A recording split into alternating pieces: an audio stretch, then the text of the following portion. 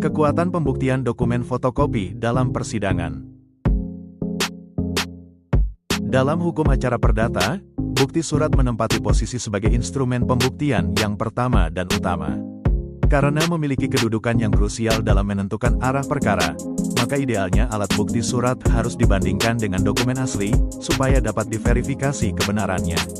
Masalahnya, terkadang bukti surat asli tidak dapat dihadirkan karena alasan tertentu, misalnya karena hilang atau terbakar. Berikut dibahas perkara perdata yang mana perkaranya menjadikan dokumen fotokopi sebagai bukti surat. Apakah fotokopi dokumen dapat dijadikan sebagai bukti surat yang kuat dalam persidangan? Mari kita bahas. Pada sengketa perkara nomor 1498, K/PDT tahun 2006, yang duduk perkara sebagai berikut. Perkara ini berhubungan dengan sengketa tanah waris, di mana si penggugat tidak dapat menghadirkan bukti asli karena dokumen autentiknya dikuasai oleh tergugat. Pada tanggal 1 Desember tahun 2004, Pengadilan Negeri Jakarta Pusat menjatuhkan putusan yang mengabulkan penggugat dengan amar putusannya.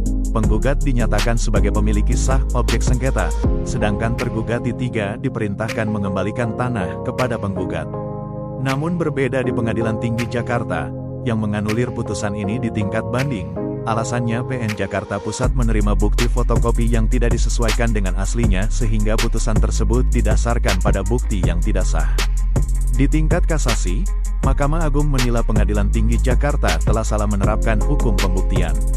Menurut MA, alasan penolakan bukti fotokopi tersebut tidak melihat konteks penerimaan bukti berdasarkan hasil pembuktian di persidangan. Maka pertimbangan PT Jakarta dinilai tidak cukup memadai. MA berpendapat bahwa fotokopi surat tetap memiliki kekuatan pembuktian karena ditunjang oleh pengakuan tergugat 3. Tergugat 3 mengakui objek sengketa awalnya dimiliki oleh si penggugat yang setelah beralih ke tangan tergugat 2, kemudian dibeli oleh tergugat 3.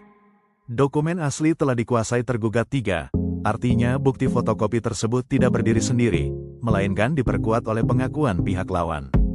Berdasarkan seluruh pertimbangan MA, akhirnya membatalkan putusan PT Jakarta yang secara mutlak menolak bukti fotokopi.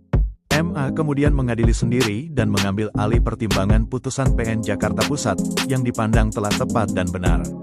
Putusan ini kemudian melahirkan kaidah hukum penting yaitu bukti fotokopi dapat diterima sebagai alat bukti, selama ditunjang dengan alat bukti lain, seperti pengakuan pihak lawan maupun keterangan saksi di persidangan.